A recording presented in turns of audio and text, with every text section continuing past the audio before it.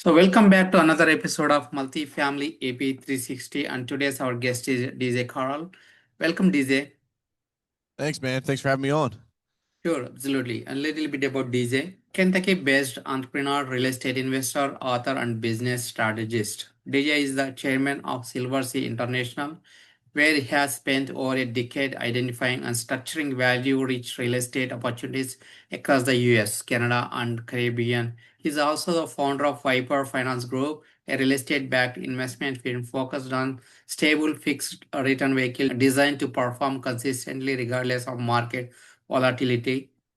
In parallel, DJ is the president of ePRO Property Services, an exterior service company. He has grown over 400% across multiple markets.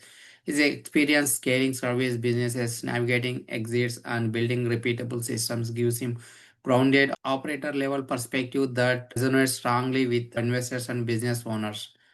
So, with that, DJ, you want to add anything else? That's it, man. It's a pretty solid intro. Yeah.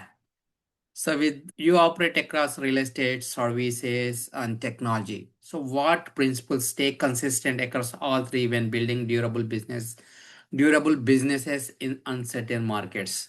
I always say it's a team. You got to have it's a team effort. If you want to go fast, you go by yourself. If you want to go far, you go with a team. My real estate portfolio, I've done it all, man. I've fixed and flipped.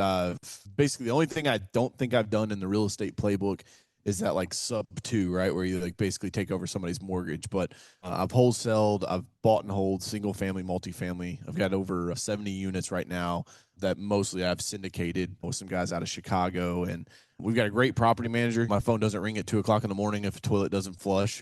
And I think that rings true for any business, whether it be a service business or a real estate business, is that having a really good team behind you is super important, and it's a way that you can traverse. The other thing I love about real estate, man, is like it's always up and to the right. If it's not up and to the right, maybe it's having a little bit of a reset, but the long-term trajectory. I also had a mentor tell me that you make your money in real estate on the buy, not the sell. And so as long as you're buying right, you should be in good shape, man, no matter what the market conditions are. It was really on buy and hold. I like multifamily, smaller multifamily. We're duplexes, triplexes, and fourplexes. Eventually, hopefully, scale this technology company and have a really nice exit, and then I'll go buy me some apartment complexes. But until then, we've had really good luck with that, especially in the Louisville market, man. We haven't purchased anything here recently just because the market's gotten so hot with interest rates. But the stuff that we did acquire back in 2016, 17, 18, it's doubled or tripled in value. And so we've seen, I always say, if you're on the bad side of the equation, you call it inflation. If you're on the good side of the equation, you call it appreciation. But nonetheless, it's definitely more valuable than it was when we bought it. Okay, all your 72 properties are in Louisville, Kentucky, or different locations. Yeah, we're in Louisville, Kentucky. Yep. Got it. So Viper Financial focus on stable fixed return investments. In today's volatile environment, what do investors misunderstand most about safety and predictability? I think the piece with safety and predictability has really come to fruition here in the last, call it, 5 years because of market volatility. It's one of those things where if you're in stable, to call it treasuries, right, and you've missed this massive run up, you probably have a little bit of FOMO. But if you look at the big sell off that happened in 21, 22, like you're setting in treasuries, you're probably like, glad I wasn't involved in all of that. If we're looking on the stock side, I think there's massive opportunities, especially if you're using leverage, right? I made, I don't know, probably 20 or 30 grand last year just in Palantir options, call options in Palantir. The good thing is that if you're a stock picker and it's a volatile market, that could be really good for you. If you're not, and it's a volatile market, like maybe you miss out on the gains, but you don't have to deal with the losses. On the real estate side, I'm curious, this recent announcement that Trump had where he said he's going to block institutions from buying single family houses. I don't know, man. Institutions only own about 5% of the single family housing stock anyway. That could have just been Trump being the promoter that he is, making noise around it. And he could have looked at a couple of his big billionaire buddies and said, hey, man, I'm going to keep you guys from buying here. But by the way, we're about to go make a shit ton of money with oil in Venezuela. So don't sweat it. Who knows, man? We never really know on the inside what's happening. But for me, I think that people are always going to need places to live. I think that there's always an opportunity to make money in the real estate game. It's proven. Everybody knows the saying, it's made more millionaires than any other type of venture. And I think, man, especially for the smaller real estate investor, building a 10 house portfolio that's completely paid off, like you've got a nice little retirement, right? That is a textbook play that lots of real estate investors utilize.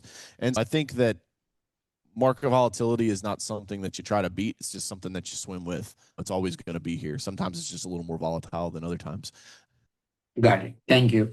So from your experience scaling ePRO over 400%, what operational systems matter most before growth actually becomes dangerous instead of profitable? ePRO, just give the listeners some context. By the way, I appreciate you guys hanging out with us today. If you haven't subbed to the show, please do to help him get in front of more people and get his voice out there. But ePRO was my business. I started out of high school. It started as Yard Smart Lawn Care and Landscaping. My senior year of high school, I turned down 8 football scholarships and started mowing grass. I was going to be a chemical engineer, but to the dismay of my parents and my chemistry teacher and my guidance counselor, I made a foray into entrepreneurship, and it all worked out.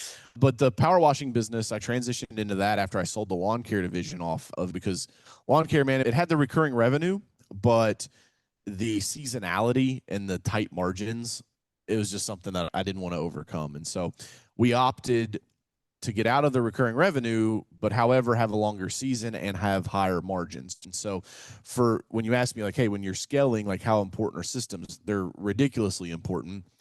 That's why I'm so bullish on AI, because I see one of the biggest frustrations for an entrepreneur is at some point in your life, you'll read a book, you'll hire a coach, or you'll go to a conference, and they'll say, you got to build systems, you got to build standard operating procedures. So you spend a whole weekend caffeinated building your systems in your business.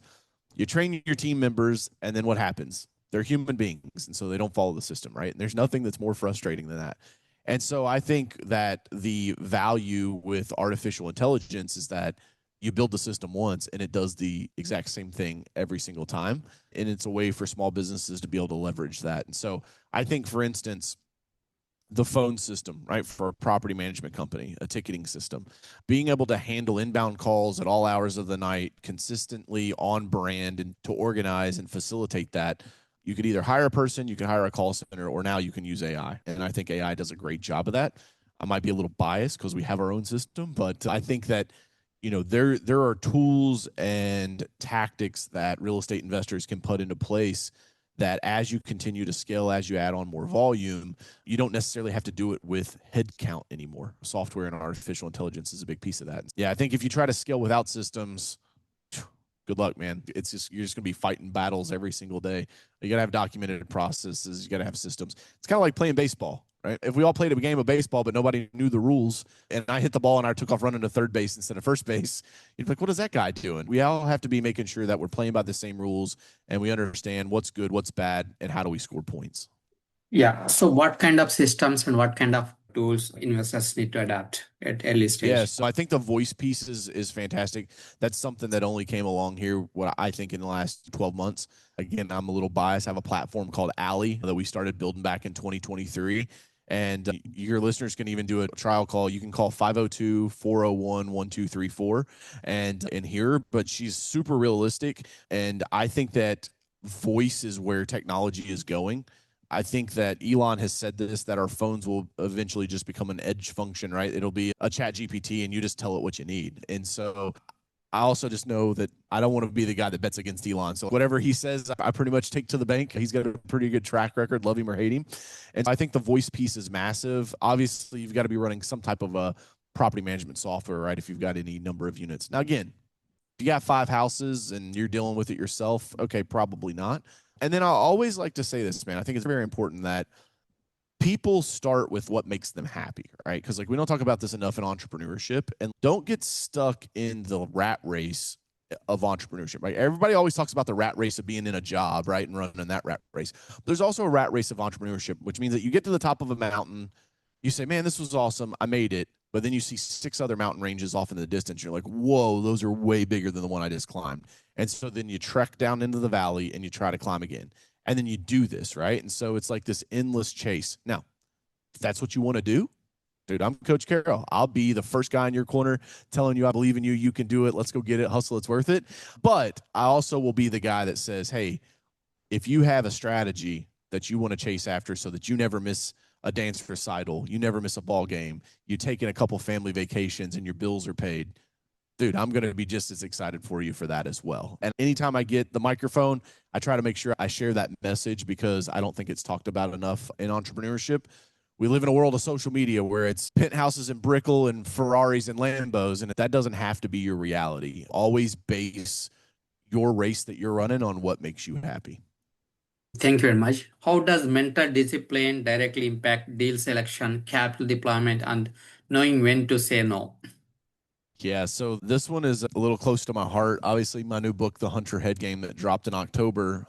I've been working on that book for about a decade, right? And the whole premise around it is that the old world that we're coming out of, I think of that, the old world being like pre-COVID, it rewarded obedience, meaning you went to school, you got a degree, you got a job, you stayed there for 30 years, you paid into the pension, you're care of. And that just doesn't happen anymore. For me, the new world that we live in rewards killer instincts. We don't have saber-toothed tigers that come into the village and drag babies away anymore. Cheeseburgers that are at the push of a button on your phone now. We have lost some of those killer instincts that I think made us super dangerous in the past and have got us to where we're at. And a lot of that starts in your mindset, right? Do you play the victim? Or do you play the victor? Everybody has a sad story, right? Like my dad was taken away from his mom when he was, him and his 11 brothers and sisters were taken away by Child Protective Services when they were younger. My parents got divorced when I'm 15. I'm like mildly dyslexic, a college dropout, and got arrested twice by the age of 25. Like I can make up a story of why I shouldn't be successful, right? I can tell you all the reason the cards are stacked against me. Everybody has that story. The difference is, are you going to make that your excuse or are you going to make that your reason that you go and succeed? And a lot of that has to do with mindset. And I'm not one of those guys who are like, you don't need motivation, you just need discipline. Nah, man, motivation feels good. It's all right to get rah-rahed up and feel all about yourself every once in a while because that helps your mindset stay in the place that it needs to be. And that's my mission as Coach Carroll, man. I just want to motivate and weaponize the business leaders of the world and their teams. And so we wrote the book, and hopefully it's going to help millions of peoples over my lifetime. So many investors chase more leads, but you emphasize responsiveness and follow up. Why do those two variables still win? Yeah, so the follow up, one of my favorite sayings is the fortune is in the follow up. If you're a real estate investor, right? Typically, the first way someone comes into saying, hey, I want to get into the real estate game is they're trying to wholesale, right? You try to find somebody's property that they want to sell that they can't get rid of, and then you're going to go try to find the investor. That's how, if you ever see anybody on social media that's, I'll teach you how to make money in real estate and it doesn't cost you, it takes zero of your dollars, that's what they're going to teach you. It's wholesaling. And so with that, you've got to cold call and you got to find properties. What I find is that most of the deals that I've closed in my life have not been one call closes. Now, my 3 biggest deals I've ever done in my life have come from a cold call. It started with a cold call. So I'm still very much a proponent of those. However, it takes 3, 5, 7, 11 touches, right? Before somebody remembers you, top of mind aware, and you can break through. And a lot of deals, man, in my career, I've closed just because I've hunted them down. It took me 6 months to finally drag them into an actual meeting or a phone call where they would listen to me. And so that relentlessness, I think, is a very key characteristic of successful individuals, and it'll serve you well in life. So, would you share any best cold calling experience? Oh yeah, man. I've got my very first book I ever wrote was called Phenomenal Phone Calls. It's my 40-page gritty guide to closing big money deals over the phone. Because when I started out, I was broke, man. So it was like I didn't have any money and I had a whole bunch of time. And so I just picked up the phone and started calling. And I wish I had recordings of those old cold calls because they were rough. Yeah. I've improved greatly on there, but I'll give you guys a couple of frameworks. And if you go to my YouTube channel, I've got like a full, I don't know, I think it's like 45-minute training on like just doing cold calling. It's absolutely free. But the first one is you need to do what's called a voice up. So if I'm calling and somebody answers and they say hello, and I know the guy's name is John, I'm going to say, John? And what's going to happen is John's going to pull into his phone and he's going to go, yeah? I'm just saying, hey, John, it's DJ. But that's not what most people go. Hey, John, it's DJ with the investment group. I was calling today to see if I could. We got to get them. We got to do the pattern interrupt. So voice up and then just your first name back because now I have their attention. If you don't have anyone's attention, you can't do anything with them, right? So I'm going to do the voice up. They're going to say DJ who? And I'm saying, hey, I'm so glad you asked, right? Because now I got you. They asked me a question. It ain't a cold call anymore now. It's, dude, I'm so glad you asked. Hey, man, I was just curious, blah, blah. And then understand that the only thing you're trying to accomplish out of that first cold call is to set the appointment. Okay. I'm not trying to close the deal all in the first call. I'm just calling to say, hey, John, you came across my desk because of X, Y, and Z. I'm trying to solve this problem for you without it causing this issue for you. Could I get 5 minutes of your time sometime this week? DJ, I'm not interested. Dude, totally understand that. Most people I call when they hear me the first time, they're not interested either. All I'm saying is if I could solve this problem, right, you're in foreclosure, you're going through a divorce, whatever it may be. If I could solve this problem without it costing you any money or puts cash in your pocket, would it be worth you hearing me out for 5 minutes? And then the last tip I'll give you on the cold call is just stay in the batter's box, man. So many people hang up after their first objection. I'm not interested. Okay, thanks anyway. Click. You got to stay in that batter's box. You can't get brushed back. You got to stay in there, keep swinging the bat. But those are a couple like off the top of old Coach Carroll's head here that'll help you with making better cold calls. Got it. Thank you. So would you also share any challenging experience? What's that? Any challenging experience, bad experience? Oh, yeah. I've been cussed at. I've been told, don't ever call here again. I've been hung up on. My favorite thing to do if I get hung up on is I call them right back. So if you and I are talking and you're like, hey, I'm not interested, and you hang up the phone, you click the phone on me, I'm going to dial you back and they're going to be like, what? And I'm like, oh, sorry, man. I think we got disconnected. And they go, no, I hung up on you. They hang up again. But at least that time I'm getting the last laugh, not them. Got it. Thank you. Sales frameworks have changed. What no longer works in today's real estate sales and cap raising environment, and what's replacing? What no longer works that has never worked is being lazy, and that's where most people fail, is that they don't put out enough effort. I think is like the biggest thing. I had a kid reach out to me recently and he was like, hey man, I want to start this business. I'm like, cool, call local businesses in your area and try to sell them the thing. He messages me back. He's, dude, I've called like 11 people. Like they don't seem very interested. And I said, 11? Do not message me again until you have reached out to 250 businesses. Right. And I still haven't heard back from the kid. Right. And so it's an effort and output equation. And most people, they fell there. They're all looking for that like magic tactic that'll get them through to breakthrough. But most of the time it's showing up, man. If you show up in today's age, if you show up and have a positive mental output about yourself, like a positive mental outlook on life, you'll beat 90% of the people. Like just by showing up and being a happy and enjoyable individual to be around. That's a really good point. So, what daily habits create the biggest long-term edge for investors and operators? I think everybody's got to figure out their own flow. I used to wake up at 30 every morning and had a very strict ritual that I followed. I've had 2 kids in the last 3 years. That changed the game on that. Having a newborn will definitely change up your patterns. Slowly, my wife and I are getting back into our rhythm and our rituals, but I write about this in the book. I think you've got to have some type of morning meditation. I think getting in gratitude, whether that's meditation, prayer, spending time with whatever you believe in, God, the universe, I think that is super important. I also think that you need to have some movement, whether it's stretching, working out, cardio, whatever it may be, and then setting out your metrics, meaning what do I want to accomplish for the day? However you want to stack those. There's a great book called The Miracle Morning that I really enjoy. It's a fantastic book. Beauty is with success, there's not only one way to get to where you want to go. Like you could take a million different paths. And again, that's why you can't take life too serious, man. None of us make it out alive, right? And have fun with it, enjoy the ride, and do what makes you happy. Good message. In the next market cycle, what skill will matter most? I would ask you to define market cycle. What do you mean by that? Real estate market cycle, like Yeah, but I think like we live in a world now, man, where everything is so you look 2 years ago, Nvidia beats a top and bottom line earnings and the stock goes down. You know what I mean? We like some of this like traditional stuff from an investor standpoint. I think the game has changed a bit. I think what's more important is understanding like the game that you're running and like what you want to accomplish, and then not letting market conditions dictate that too much.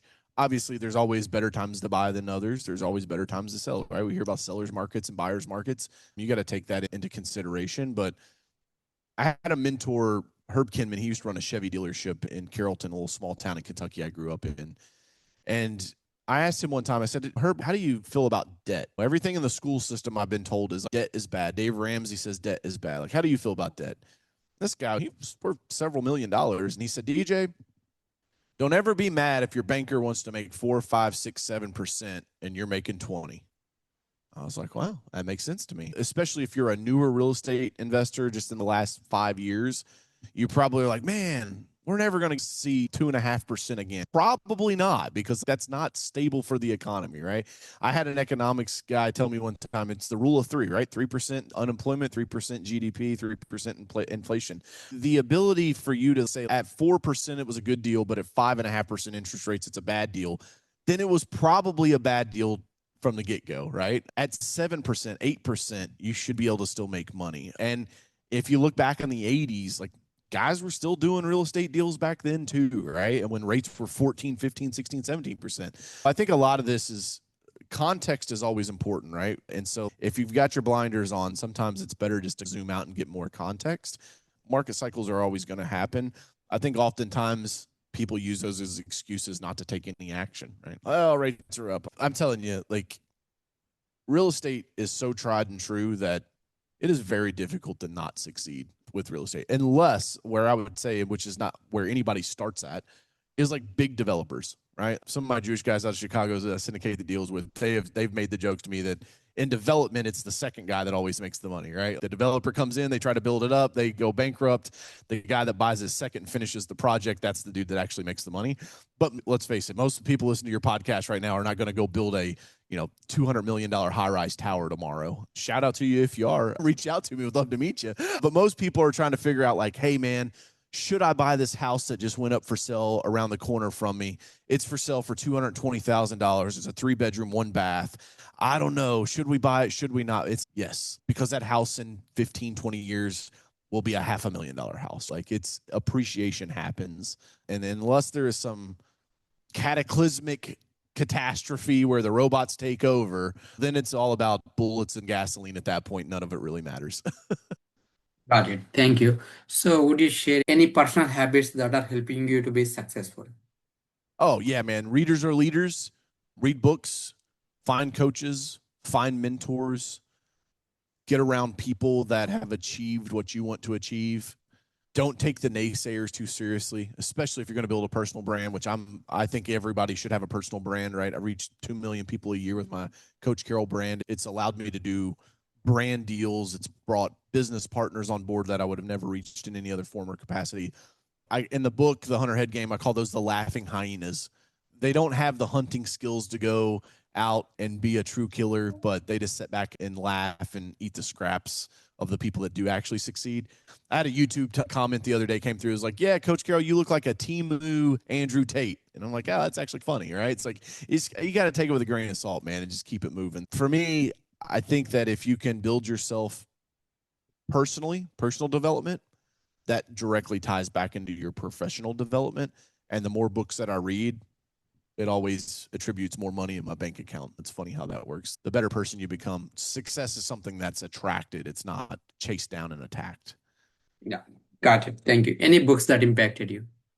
Yeah, man. Obviously, self-plug, The Hunter Head Game. You go to hunterheadgame.com. I'm a little partial to that one, but the ones that have probably changed my life, a lot of people know Think and Grow Rich by Napoleon Hill, but they've not read Outwitting the Devil by Napoleon Hill. I think that one is far more powerful than Think and Grow Rich. Radical Candor is a great one. I love Principles by Ray Dalio is another great book. How to Win Friends and Influence People is a great one. Stephen Covey normally makes a list, 7 things that highly effective people. I thought that was a very boring book. And I'm not afraid to put a book down if I'm not vibing with it. There was another one about money, like the theory of money or habits of money or whatever. And like I went and read, and I'm like, the dude's a journalist and like he's worth like next to no money. I'm like, why am I going to read a book about money from a dude that's broke? I'm good. Those I've skipped. And then I'll tell you, like, I love psychology books. So anything that you can learn about human psychology, that always helps you. That's why I love sales, right? Sales is really just a communication skill. And so if you become better at communicating or you become better at sales, that causes you to become a better communicator. That's going to serve you in multiple areas of your life. So there's a couple nuggets for you guys. Awesome. Thank you. How can listeners connect with you, DJ? Yeah, just go to coachcarroll.com. Coach, just like you normally spell it, Carroll, coachcarroll.com. That's kind of like Command Central. From there, you can find links to all my social media platforms, all of the video training content that I've got out there, the books, the podcast, all of that good stuff. So come to CoachCarroll.com. And if you ever want me to come speak to a Chamber of Commerce group, or if you got a real estate investment group in your local market that you'd love to have me come in as a guest or a podcast, would happy to be to do. And I'm just trying to get out there to help more people, man. I think that entrepreneurs solve the problems of the world, right? The government has never showed up and helped me. They often show up with their hand out and say, hey, taxes are due, pay up. And if you ain't figured it out, the government's a gang, so make sure you pay your taxes because they'll come take that shit real quick. For me, I think entrepreneurship is a force multiplier. That's why I'm so bullish on entrepreneurship in high school. I think if we could teach more high schoolers about entrepreneurship, their success trajectory would be a lot higher. And I also just know that the more entrepreneurs that we can create, either through business development or real estate development, whatever your hustle is, as I call it, I think we make the world a better place. So if you're an entrepreneur, you're my people, would love to connect with you. Awesome. Thank you very much, DJ. Thank you. Yeah, man.